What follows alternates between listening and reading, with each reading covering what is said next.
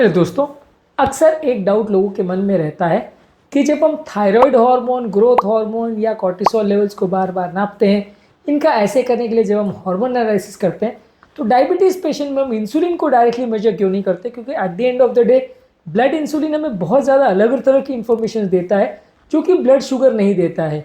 अब obviously type 1 diabetes और type 2 diabetes दोनों में ही शुगर वैल्यू ज़्यादा रहती है, लेकिन टाइप 1 में ब्लड इंसुलिन कम रहेगा, टाइप 2 में इंसुलिन ज़्यादा रहेगा। तो इन दोनों में डिफ्रेंशिएट करने में इंसुलिन काफ़ी मदद कर सकता है यदि हम ब्लड इंसुलिन लेवल्स को मेजर करें, लेकिन फिर भी हम इसे बार बार मेजर नहीं करते हैं या इसको रूटीन एनालिसिस के लिए यूज़ नहीं करते हैं जैसे थायराइड में या कॉर्टिसोल लेवल्स में या दूसरे हार्मोन्स में करते हैं। ऐसा क्यों है?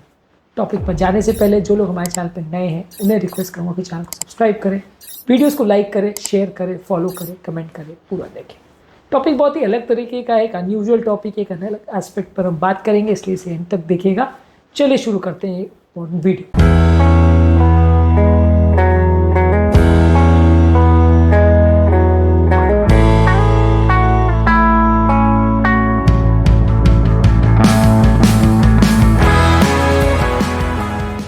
सबसे पहला, इंसुलिन सिक्रेशन में काफ़ी वेरिएबिलिटी होती है। दिन के अलग अलग टाइम पर अलग अलग वैल्यूज आ सकती है। आपने क्या खाना खाया, कितनी फिजिकल एक्टिविटी की, कितना फिजिकल स्ट्रेस था, दिन का क्या पहर चल रहा है, सर्कैडियन रिदम कैसा है, उसके हिसाब से इंसुलिन मेजरमेंट्स बार बार वेरी कर सकते हैं। इसलिए इंसुलिन मेजरमेंट्स करना उतना फीजिबल नहीं है। जैसे ब्लड शुगर वैल्यूज़ दिन भर में बार बार वेरी कर सकते हैं, वैसे इंसुलिन वैल्यूज़ भी बार बार वेरी कर सकते हैं। बाकी कई हार्मोन्स में इतनी वेरिएबिलिटी ज़्यादा नहीं आती है। जैसे थायराइड हार्मोन की अगर हम बात करें तो उतनी ज़्यादा वेरिएबिलिटी उसमें नहीं है। कॉर्टिसोल लेवल्स की या दूसरे हार्मोन्स में इतनी ज़्यादा वेरिएबिलिटी नहीं है कि आपकी डायग्नोसिस ही चेंज हो जाए। अलग अलग टाइम पे डायबिटीज़ में कई बार ऐसा हो सकता है कि एक बार इंसुलिन लेवल बिल्कुल नॉर्मल है और एक बार बहुत हाई है। ऐसा वेरिएशंस काफ़ी देखने को मिल सकता है इंसुलिन के लेवल्स में। ये ज़्यादा वेरिएबिलिटी होने की वजह से कई बार मेजर करना फेलेशियस हो सकता है, आपकी मेजरमेंट गलत हो सकती है। और ब्लड शुगर लेवल से जैसा आपको आइडिया मिलेगा उतना एक्यूरेट हो सकता है इसमें टेस्ट करने के बावजूद भी आइडिया ना मिले। इंसुलिन वैल्यूज़ जो है डायनेमिकली रेगुलेट होते हैं। जितना आपने खाना खाया, कितना ब्लड शुगर वैल्यूज़ बढ़े उसके हिसाब से उसकी वैल्यूज़ कम ज़्यादा होती हैं। मान लीजिए आपने खाना खाया तो इंसुलिन बढ़ जाएगा, खाना खाने के बाद जब बॉडी के अंदर सेल्स के अंदर शुगर चला गया तो इंसुलिन वैल्यूज़ कम हो जाएंगी। यानी इसका वेरिएशन बार बार हर खाने के साथ होता है। तो अगर स्पेसिफिक सिनेरियो में आप बिल्कुल खाली पेट मेजर कर रहे हो या स्पेसिफिक खाना खाने के बाद मेजर कर रहे हो तो आपको थोड़ा कुछ बेटर पता चलेगा। लेकिन अगर कंटिन्यूसली दिन भर आप अलग अलग टाइम पे जैसे रैंडम शुगर देखते हो वैसे आप इंसुलिन देखोगे तो वैल्यूज़ में बहुत ज़्यादा वेरिएशन दिखेगा। उस समय ब्लड शुगर वैल्यूज़ क्या है उसके हिसाब से तो ज़्यादा कुछ एडिशनल इन्फॉर्मेशन ये आपको नहीं दे पाएगा और आपकी बीमारी या ट्रीटमेंट मेथड में इंपॉर्टेंट मदद नहीं कर पाएगा। और मान लीजिए अगर आप ये कहते हो कि ठीक है चलो जितना वैल्यू शुगर की है उतना तो आपको बता देगा, चलो फिर भी करके देख लें, तो उसमें अगला और सबसे इंपॉर्टेंट इशू आता है कि कॉस्ट ज़्यादा पड़ेगा। सिंपल ब्लड शुगर टेस्ट को आपको घर पे करने में 10-20-25 रुपए की स्ट्रिप आती है।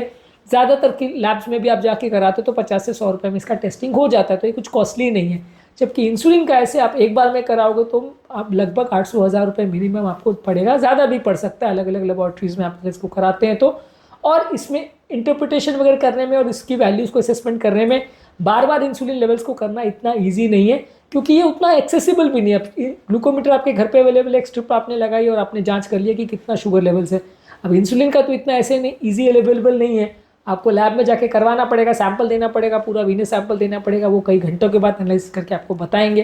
तो तुरंत और इतना ईजीली एक्सेसिबल नहीं है कि आप 2 मिनट में जज कर सको कि मेरे को भी शुगर कितना लेना है, इंसुलिन कितना लेना है और मेरे को अपनी टैबलेट कितना लेना है वो आपको पता चल जाए। अब आज आपने इंसुलिन लेना है कि नहीं लेना है वो डोज का निर्धारण शुगर के वैल्यू से आप इजीली कर सकते हो क्योंकि आपके पास इजी टेस्ट अवेलेबल है।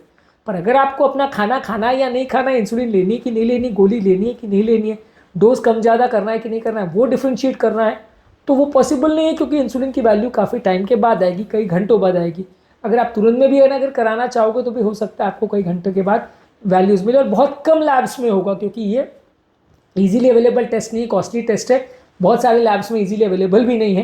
तो अगर आप कराना भी चाहोगे तो छोटी छोटी जगहों में ये लगभग 70-80% जो छोटी मोटी लैब्स है वहाँ पे नहीं होगा, वहाँ से सैंपल कहीं और दूसरे बड़ी लैब में भेजा जाएगा, वहाँ से शायद कहीं और भेजा जाएगा और फिर रिपोर्ट आने में हो सकता है 1 आध दिन भी लग जाए। तो जो प्रैक्टिकल यूटिलिटी है शुगर वैल्यूज़ की कि आपका दवाई का डोज एडजस्ट करना, आपका खाना एडजस्ट करना, आपका इंसुलिन के डोज को एडजस्ट करना या आपकी लाइफस्टाइल को एडजस्ट करना, आपके ओवरऑल शुगर वैल्यूज़ कम है ज़्यादा उसको असेस करना, हाइपोग्लाइसीमिया हाइपरग्लाइसीमिया तो नहीं हो गया, ये देखने के लिए वो असेस करना, वो आपको नहीं पता चलेगा।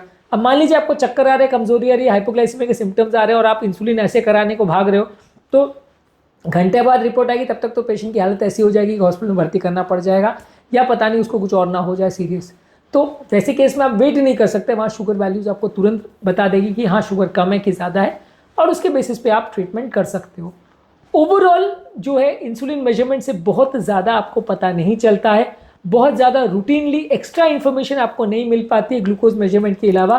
ज़्यादातर डायग्नोसिस में डायबिटीज़ के या शुगर लेवल्स को मॉनिटर करने के लिए शुगर वैल्यूज़ ही काफ़ी है।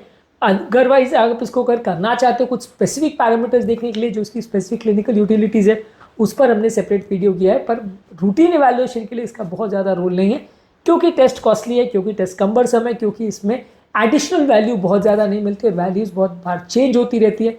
इसके हिसाब से ये टेस्ट की प्रैक्टिकल यूटिलिटी थोड़ी कम है। इसके अलावा HbA1c वगैरह भी जो हम टेस्ट करते हैं उसमें 3 महीने का ब्लड शुगर्स पता चलता है, तो उससे भी कोरिलेशन थोड़ा ईजी होता है।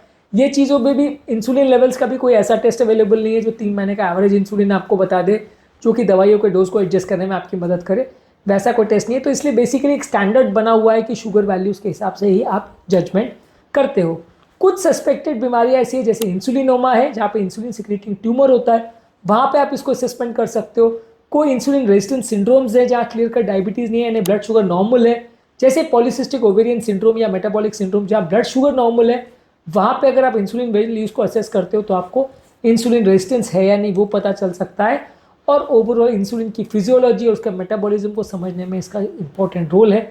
लेकिन simple day to day measurements के हिसाब से या डे टू डे मॉनिटरिंग के हिसाब से बहुत ज़्यादा वैल्यू नहीं करता, इसीलिए इसको रूटीनली मेजर नहीं किया जाता। हमारे चैनल पर डायबिटीज़ संबंधित और भी बहुत सारे इंटरेस्टिंग वीडियोस हमने किए, इन्हें भी ज़रूर चेकआउट करें। उम्मीद करूँगा कि आज के टॉपिक में कुछ नया जानने को मिला होगा। जो लोग हमारे चैनल पर नए हैं उन्हें रिक्वेस्ट करूँगा कि चैनल को सब्सक्राइब करें, वीडियोज़ को लाइक करें, शेयर करें, फॉलो करें, कमेंट करें, पूरा देखें। Thank you.